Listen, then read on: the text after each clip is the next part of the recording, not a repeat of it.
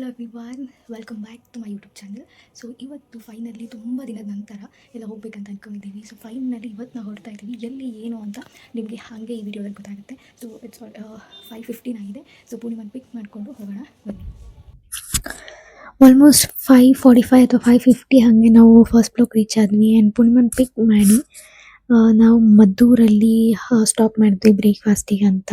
ಮಧುರ್ ಟಿಫನೀಸಲ್ಲಿ ಬಿಸಿ ಬಿಸಿ ಮಧುರ್ ವಡ ಆ್ಯಂಡ್ ನಾನು ಇಡ್ಲಿ ತೊಗೊಂಡಿದ್ದೆ. ಆ್ಯಂಡ್ ಪೂರ್ಣಿಮಾ ಬಿಸಿಬೇಳೆ ಬಾತ್ ಆ್ಯಂಡ್ ಚೇತನ್ ದೋಸೆ ತೊಗೊಂಡಿದ್ರು. ಬಿಸಿ ಬಿಸಿಯಾಗಿ ಟಿಫನ್ ತಿಂದು ಆ್ಯಂಡ್ ಕಾಫಿ ಕುಡಿದು ನಾವು ಬೆಟ್ಟಕ್ಕೆ ಹೊರಟ್ವಿ. ಬೆಟ್ಟ ರೀಚ್ ಆಗಿದ್ದು ಆಲ್ಮೋಸ್ಟ್ ಟೈಮ್ ಅಷ್ಟು ನನಗೆ ಶೋರ್ ಇಲ್ಲ, ಬಟ್ ಬೆಟ್ಟ ರೀಚ್ ಆಗೋಕ್ಕೆ ಸ್ವಲ್ಪ ಟೈಮ್ ತೊಗೊಂತು. ಆ್ಯಂಡ್ ನಾನು ಆಲ್ರೆಡಿ ನೈಟ್ ಶಿಫ್ಟ್ ಮಾಡಿ ಬಂದಿರೋದ್ರಿಂದ ನಾನೊಂದು ಸ್ವಲ್ಪ ನ್ಯಾಪ್ ತೊಗೊಂಡೆ. ಆಮೇಲೆ ಬೆಟ್ಟಕ್ಕೆ ರೀಚ್ ಆದ್ವಿ. ಇಲ್ಲಿ ಎಂಟ್ರೆನ್ಸಲ್ಲಿ ನಾವು ಬೆಟ್ಟಕ್ಕೆ ಹೋಗೋಕ್ಕೆ ಮುಂಚೆ ಇಲ್ಲಿ ದೇವ್ರನ್ನ ಕೂರಿಸಿರ್ತಾರೆ. ಆ್ಯಂಡ್ ಇಲ್ಲಿ ಧೂಪ ಹಾಕಬೇಕು. ಆ್ಯಂಡ್ ಧೂಪದವರು ಎಲ್ಲ ಕಡೆ ಇರ್ತಾರೆ, ಧೂಪ ಕೊಡ್ತಾರೆ. ಆ್ಯಂಡ್ ಕರ್ಪೂರನ ಹಚ್ಬಿಟ್ಟು ಬೇಡ್ಕೊಂಡು ಅಲ್ಲಿ ದೇವ್ರನ್ನ ಕೂರಿಸಿರ್ತಾರಲ್ಲ ಅಲ್ಲಿನೂ ನಾವು ನಮಸ್ಕಾರ ಮಾಡಿಕೊಂಡು ಒಳಗೆ ಹೋಗ್ಬೋದು. ಈ ರೀತಿ ನಾವು ಒಳಗೆ ಹೋಗಿದ ತಕ್ಷಣ ಒಂದು ಗೋಪುರ ಸಿಗುತ್ತೆ.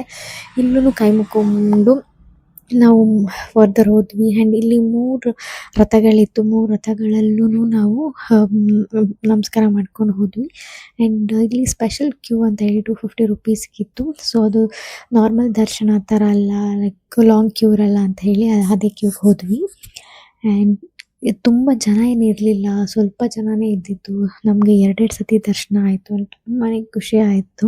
ಆ್ಯಂಡ್ ಈ ಥರ ಟೆಂಪಲ್ ಎಲ್ಲ ಒಂದು ರೌಂಡ್ ಬಂದು ಆ್ಯಂಡ್ ಇಲ್ಲಿ ಒಂದು ವಿಗ್ರಹ ಇದೆ, ಅಲ್ಲೂ ಸಹ ನಾವು ಕೇಳಿಕೊಂಡು ಒಳಗೋದ್ವಿ. ಅಲ್ಲೇ ನಮಗೆ ಪ್ರಸಾದ ಸಿಕ್ಕಿದ್ದು. ಆ್ಯಂಡ್ ಬೆಳ್ಳಿ ರಥ ಆ್ಯಂಡ್ ಚಿನ್ನದ ರಥ ಇರುತ್ತಂತೆ ಬೆಳಗ್ಗೆ ಆ್ಯಂಡ್ ಸಂಜೆ. ಸೊ ಯಾರಾದರೂ ಹರಕೆ ಹೊತ್ತಿರೋರು ಆ ಪೂಜೆನ ಮಾಡ್ತಾರೆ ಅಂತ ಹೇಳ್ತಾಯಿದ್ರು. ಆ್ಯಂಡ್ ಎಲ್ಲ ಪೂಜೆ ಆಯಿತು. ನಾವು ಅಲ್ಲಿ ಸ್ವಲ್ಪ ಹೊತ್ತು ಕೂತ್ಕೊಂಡ್ವಿ. ಆ್ಯಂಡ್ ಎಷ್ಟೊಂದು ಜನ ಅಲ್ಲಿ ಕುಂಕುಮ ಹಚ್ಚೋದು, ಊದ್ಗಡ್ಡಿ, ಕರ್ಪೂರ ಹಚ್ಚೋದೆಲ್ಲ ಮಾಡ್ತಾರೆ. ನಾವೊಂದು ಪ್ರದರ್ಶನ ಹಾಕ್ಕೊಂಡು ಬಂದು ಅಲ್ಲೇ ಇರೋವಂಥ ಒಂದು ಆನೆನ ಆಶೀರ್ವಾದ ತೊಗೊಂಡ್ಳು ಪೂರ್ಣಿಮಾ. ಆ್ಯಂಡ್ ಬರ್ತಾ ನಾವಂತೂ ಕೊಳ್ಳೇಗಾಲಕ್ಕೆ ಹೋಗಿದ್ವಿ. ಆ್ಯಂಡ್ ಹುಡ್ಕೊಂಡು ಹೋಗಿದ್ದು ಈ ಪ್ಲೇಸಿಗಂತೂ ಫೇಮಸ್ ಬಾದಾಮ್ ಹಲ್ವಾ ಅಂತ ಹೇಳಿದ್ರು. ಆ್ಯಂಡ್ ವರ್ತ್ ನಾವು ಹುಡ್ಕೊಂಡು ಹೋಗಿದ್ದಕ್ಕೂ ವರ್ತ್. ಆ್ಯಂಡ್ ಇವ್ರು ಹೇಳಿದ್ರು 4ನೇ ತಲೆಮಾರು. ಆ್ಯಂಡ್ ಆಲ್ಮೋಸ್ಟು ಬೇರೆ ಯಾವುದೋ ರೀಲಲ್ಲೂ ಸಹ ನಾನು ನೋಡಿದ್ದೆ 150 ಇಯರ್ಸ್ ಹಳೇದು ಅದೇ ಸ್ಟೈಲ್ನ ಅವರು ಫಾಲೋ ಮಾಡ್ಕೊಂಡು ಬರ್ತಾ ಇದ್ದಾರೆ ಅಂತ. ಅವ್ರು ಹೇಳ್ದಂಗೆ ಟೇಸ್ಟ್ ಮಾತ್ರ ತುಂಬಾ ಚೆನ್ನಾಗಿತ್ತು. ಬಾದಾಮೀಸ್ನೆಲ್ಲ ತೋರಿಸ್ತಾಯಿದ್ರು, ಈ ಥರ ಪೀಲ್ ಮಾಡಿ ಅದನ್ನು ಒಣಗಿಸಿಡ್ತೀವಿ ಅಂತ. ಅವ್ರು ಇವಾಗ ತೋರಿಸ್ತಾ ಇರೋದು ಮೆಷರಿಂಗ್ ಬೊಟ್ಟುಗಳು. ಸೊ ಹಳೆ ಕಾಲದಲ್ಲಿ ಅವ್ರ ತಾತ ಮುತ್ತಾತ ಯೂಸ್ ಮಾಡ್ತಾ ಇದ್ದಿದ್ದು ಬೊಟ್ಟುಗಳೆಲ್ಲ ನಮಗೆ ತೋರಿಸಿದ್ರು. ಅದರಲ್ಲಿ ಅವರು ವೆಯ್ಟ್ ಮಾಡ್ತಾ ಇದ್ದಿದ್ದು ಅಂತ. ನಾನು ಟೇಸ್ಟ್ ಮಾಡಿದೆ, ನಿಜ ತುಂಬಾ ಚೆನ್ನಾಗಿತ್ತು. ನಾನು ಸ್ವೀಟ್ ಪರ್ಸನ್ ಅಲ್ಲ, ಬಟ್ ಆದರೂ ನನಗೆ ಹಲ್ವಾ ತುಂಬ ಇಷ್ಟ ಆಯಿತು. ಮನೆಗೂ ಇಬ್ಬರೂ ಪಾರ್ಸಲ್ಸ್ ತೊಗೊಂಡು ಬಂದ್ವಿ, ಅಷ್ಟು ಚೆನ್ನಾಗಿತ್ತು. ಆ್ಯಂಡ್ ಲಂಚ್ ಬ್ರೇಕ್ ಅಂತ ನಾವು ಕೃಷ್ಣ ಪ್ರಸಾದಮ್ಗೆ ಹೋದ್ವಿ. ತುಂಬಾ ಅಮೇಝಿಂಗ್ ಟೇಸ್ಟ್ ಇತ್ತು ಎಲ್ಲ ಫುಡ್ಸು. ಸೂಪು, ಮಂಚೂರಿ, ಹಾಗೆ ದಾಲ್ ಕಿಚಡಿ ಆ್ಯಂಡ್ ಸೆಸ್ವಾನ್ ಫ್ರೈಡ್ ರೈಸ್ ಎಲ್ಲ ತೊಗೊಂಡಿದ್ವಿ. ತುಂಬಾ ಟೇಸ್ಟ್ ಆ್ಯಂಡ್ ಫ್ರೆಶ್ನೆಸ್ ಇತ್ತು.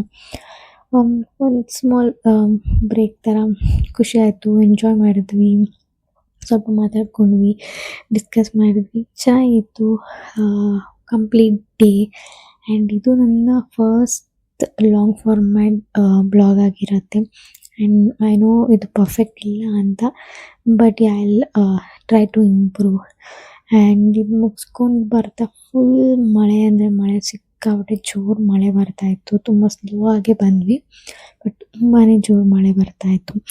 ಆ್ಯಂಡ್ ಇನ್ನೇನು ಮೈಸೂರು ರೋಡ್ ಹತ್ತಬೇಕು ಆ ಟೈಮಲ್ಲಿ ನಾವು ರಾಜರತ್ನಗಿರಿ ಹತ್ರ ನಿಲ್ಲಿಸಿ ಒಂದು ಕಾಫಿ ಬ್ರೇಕ್ ತೊಗೊಂಡು ಮತ್ತೆ ನಾವು ಮನೆ ಕಡೆ ಹೊರಟ್ವಿ.